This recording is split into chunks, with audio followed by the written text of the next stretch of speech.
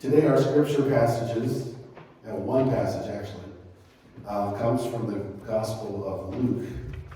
And I'm going to be reading Luke chapter 10, verse 38 through chapter 11, verse 3. It's kind of a strange beginning and stopping place that probably nobody else would have you ever do.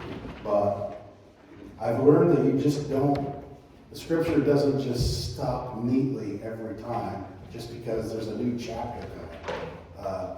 Oftentimes it's meant to flow together, and sometimes the message is found on part of one chapter and part of another, and you can get a lesson anywhere you start and a lesson anywhere you stop. So it's kind of interesting how that works. And this is one of those times where I thought that it does. So let me begin by reading this passage. Again, Luke chapter 10, starting on verse 38, and I'll finish chapter 11 at verse 3, which is a very strange place to stop, but I believe you'll understand as we talk more. So let's begin. As Jesus and the disciples continued on their way to Jerusalem, they came to a certain village where a woman named Martha welcomed him into her home. Her sister Mary sat at the Lord's feet, listening to what he taught. But Martha was distracted by the big dinner she was preparing. She came to Jesus and said, "Lord, doesn't it seem unfair to you that my sister just sits here while I do all the work? Tell her to come and help me." But the Lord said to her, "My dear Martha, you are worried and upset over all these details. There is only one thing worth being concerned about. Mary has discovered it, and it will not be taken away from her." Once Jesus was in a certain place praying. As he finished, one of his disciples came to him and said, "Lord, teach us to pray, just as John taught his disciples." Jesus said, "This is how you should pray. Father, may your name be kept holy. May your kingdom come soon. Give us each day the food we need." May God add his blessing to his holy word.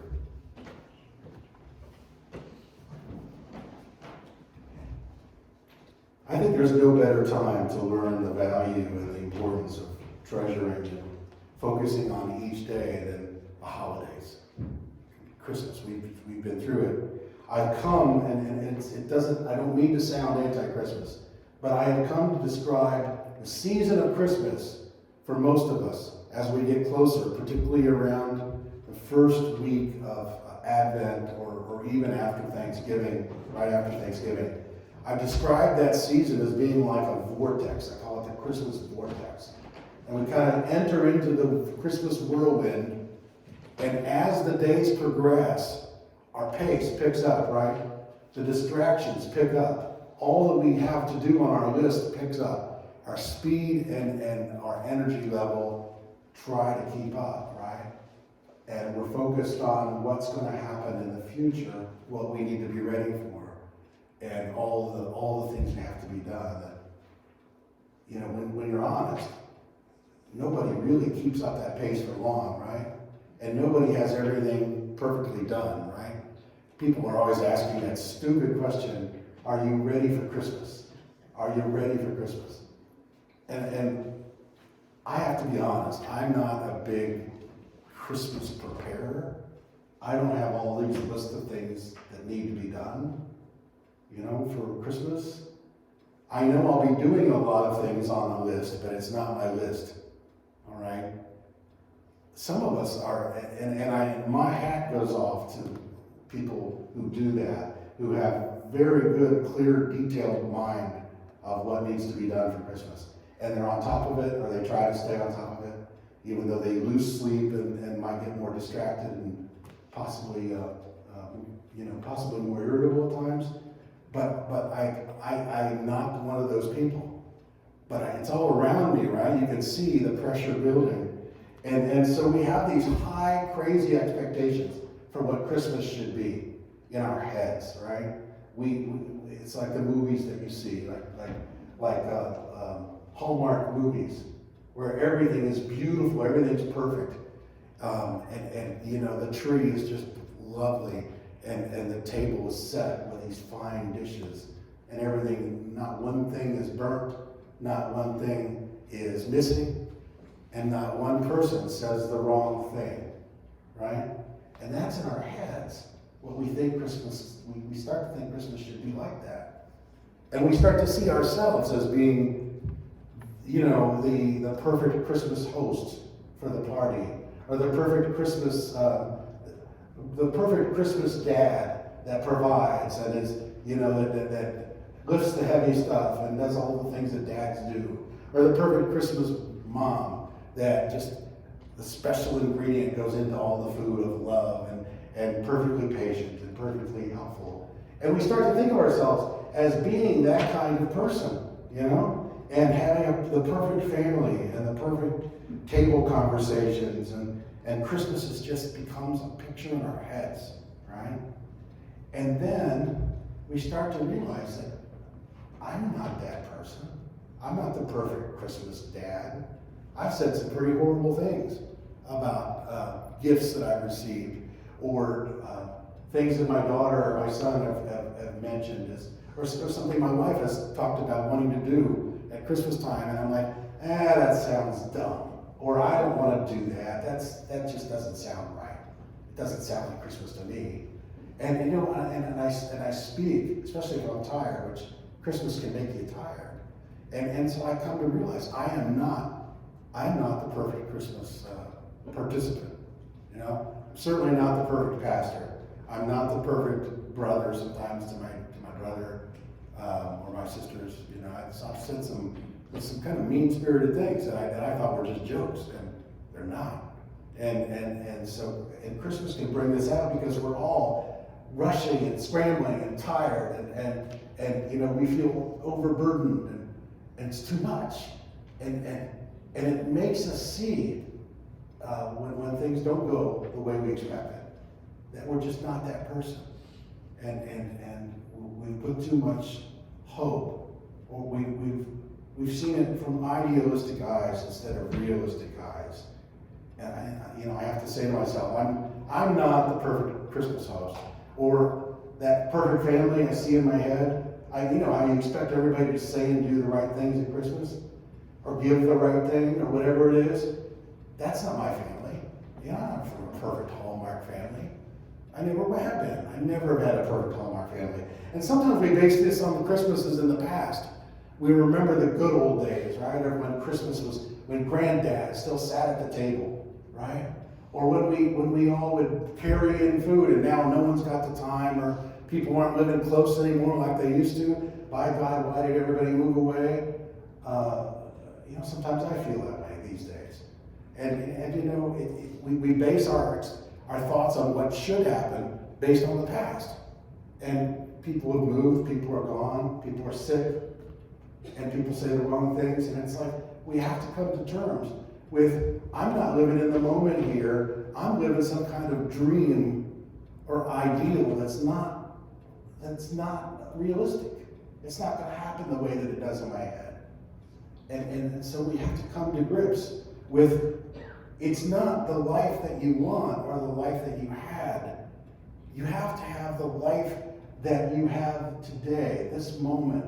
Whatever you're dealing with, that's the life that you lead. And some people just mourn that they don't have their dream life. They're not living the life that they wanted to live. And the circumstances just haven't lived up to what they expected. But there's a saying, and I heard this in a sermon by Dallas Willard: God has yet to bless anyone except where they actually are.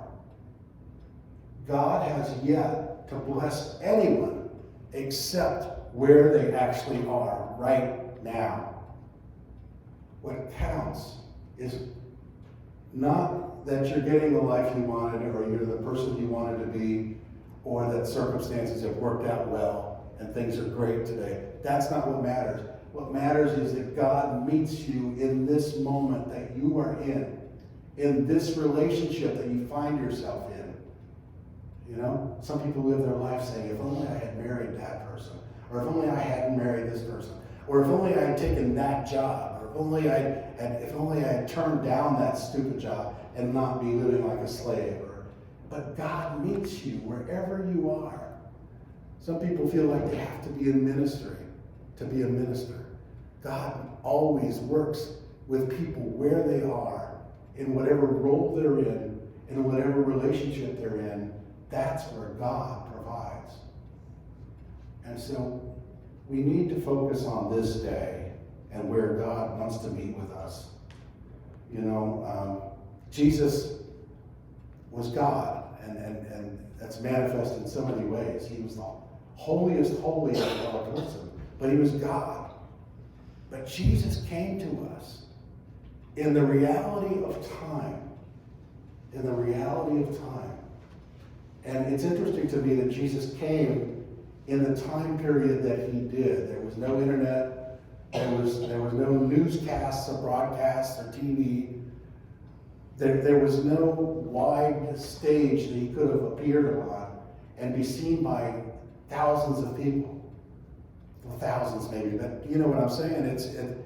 Why would God make his presence known in a time without computer or speakers or stages or technology? Jesus came as a person, fully human. He lived his life with a limited certain amount of friends and family. That collection of people was the reality of how he lived with those certain people. All their flaws and misgivings and all their problems. Jesus lived and moved and preached with them and no one else. He died. Jesus died at the appointed time when God allowed it to happen. Jesus died a fully human death, a very tragic death. That was his life. And his ministry was less than 4 years or so. His time when he was preaching.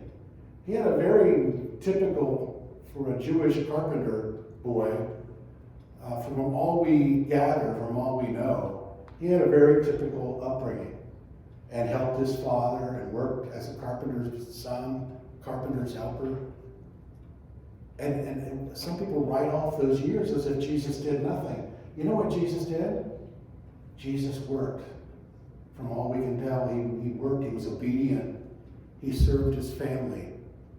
He helped his mother. He helped his mother through the death of his father, her husband Joseph.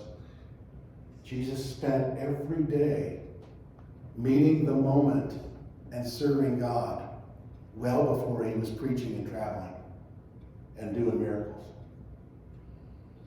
So, Jesus' lesson to us is we need to be in the moment, meeting God in our present situation, serving him with whatever we got in our hands this moment, whatever we have. Whatever you're doing right now, whatever you're doing, whether you're unemployed, whether you're home all the time, whether you hardly see of anybody but a few people, God can use you in major ways to reach the people that you do live with or serve or see. Through letters, through your emails, through your telephone calls, through the personal appearances that you do make, whatever they are. God can use you through your patients, people you work with, that you serve, through your students that you come in contact with. God can use you in incredible ways if only you would live in the moment, make the most of each day and the situation that you have on hand.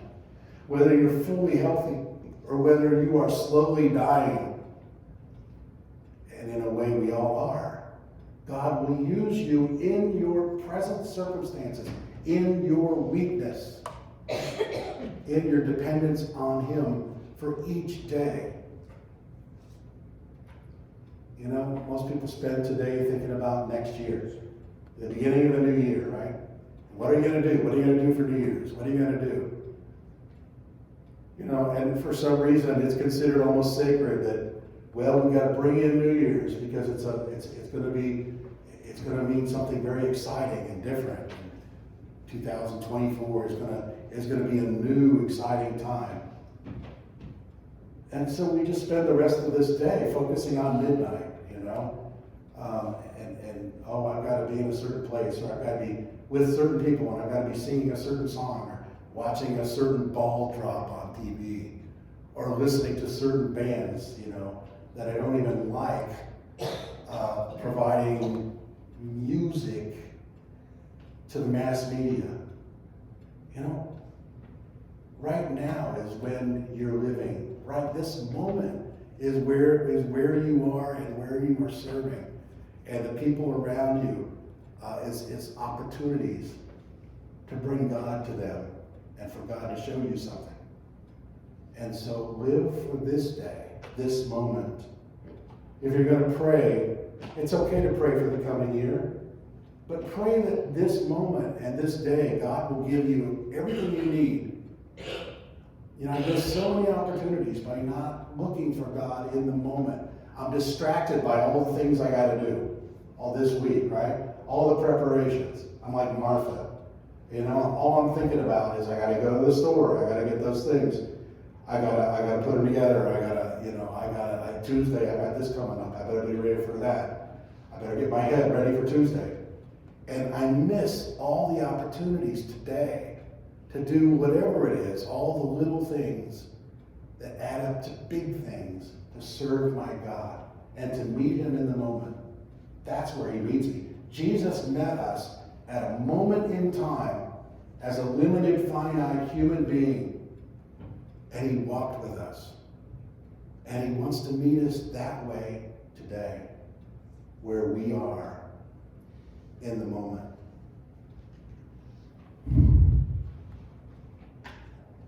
You know, he lived one day at a time, just like we do, with certain people.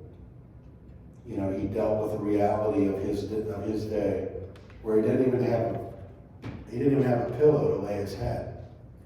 He was born into we sing Silent Night, all is calm, and we sing Away in a Manger, no crying he made. Guess what? He came into a violent world, a messy, violent world where there was crying, where Jesus did cry. And it wasn't silent night. It was filled with apprehension and fear and excitement. But in the stable, where a trough, where animals fed, it was, it didn't smell like a Holiday Inn. It didn't look like a Holiday Inn. It was not comfortable like a Holiday Inn. Jesus came into the moment, into our messy existence, and he wants to do that today with you. You don't have to clean up. You don't have to prepare a spot for him that's perfect and organized and everything's ready for him to come.